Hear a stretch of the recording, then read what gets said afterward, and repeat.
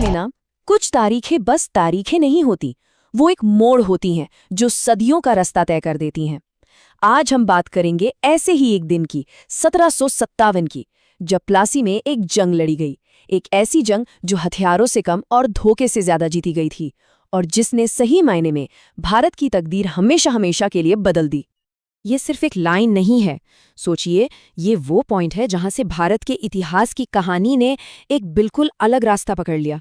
तो चलिए समझते हैं कि उस एक दिन में आखिर ऐसा क्या हुआ था जिसने आने वाले 200 सालों की नींव रख दी। तो कहानी शुरू होती है बंगाल से। उस समय बंगाल भारत का सबसे अमीर, सबसे खुशहाल सूबा था, और यहीं पर एक अजीब सी खींचतान चल रही थी। एक तरफ थी ब्रिटिश ईस्ट इंडिया कंपनी, जो कहने को तो बस व्यापारी थे, लेकिन उनकी नजरें बंगाल की सत्ता पर थी।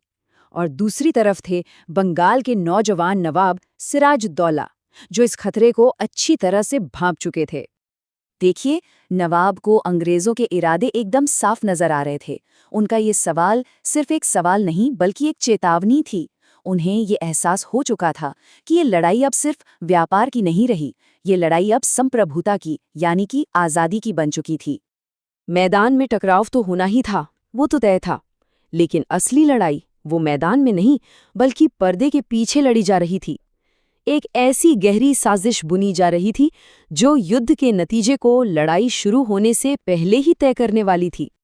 इस पूरी साजिश के सेंटर में दो लोग थे, दो ऐसे लोग जिनके अपने अपने लालच ने उन्हें एक साथ ला खड़ा किया। एक तरफ था रॉबर्ट क्लाइव, जो किसी भी कीमत पर बंगाल पर कंपनी का कब्जा चाहता था, और दूसरी तरफ था नवाब का अपना ही सेनापति मीर जाफर, जो खुद नवाब बनने के सपने देख रहा था। बंगाल की किस्मत अब इन दोनों के स्वार्थ पर टिक गई थी।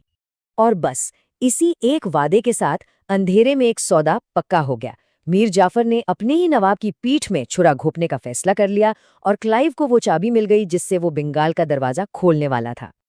तारीख थी 23 जून 1757। प्लासी के आम के बागों में इतिहास का मंच सज चुका था।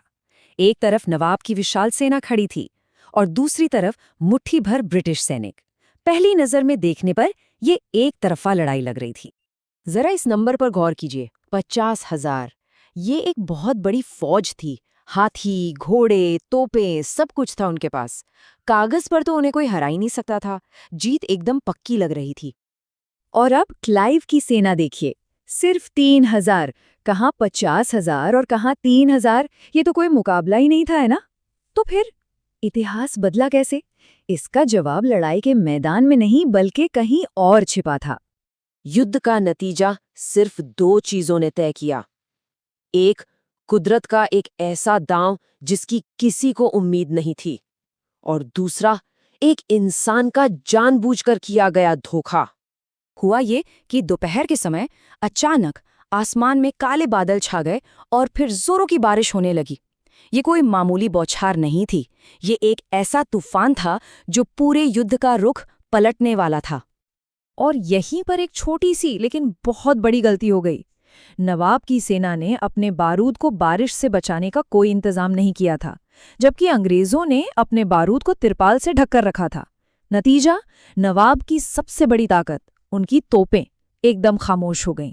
उनका सबसे बड़ा हथियार बेकार हो चुका था। और बस इसी नाजुक मोड़ पर साजिश का पर्दा उठ गया। पहले नवाब के एक वफादार सेनापति मीर मदान मारे गए। घबराकर नवाब भागे भागे अपने सबसे बड़े सेनापति मीर जाफर के पास गए और मदद की गुहार लगाई। लेकिन जाफर और उसकी विशाल सेना अपनी जगह से 1 इंच भी नहीं हिली। वो बस खड़े देखते रहे। यही था वो विश्वासघात का पल। सिराजुद्दौला समझ गए कि उन्हें धोखा दिया जा चुका है।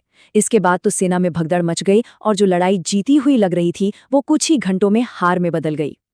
प्लासी में सिर्फ एक लड़ाई नहीं हारी गई थी, उस एक दिन के नतीजों ने आने वाली 2 सदियों के लिए भारत के इतिहास को एक नया आकार दे दिया। उस दिन जो हुआ वो सिर्फ एक राजा की हार या जीत नहीं थी, इसका असर कहीं ज्यादा गहरा और कहीं ज्यादा लंबा चलने वाला था।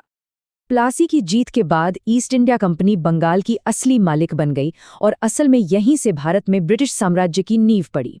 ये उस लंबी और दर्दनाक गुलामी की शुरुआत थी जिसने इस देश को हमेशा के लिए बदल कर रख दिया। ये सवाल आज भी उतना ही जरूरी है। प्लासी की कहानी हमें ये याद दिलाती है कि इतिहास सिर्फ बड़ी बड़ी लड़ाइयों और योजनाओं से नहीं बनता। कभी कभी इतिहास कुछ लोगों के लालच, एक धोखे और यहाँ तक कि एक बिन मौसम बरसात से भी बन जाता है। ये सोचने पर मजबूर करता है ना।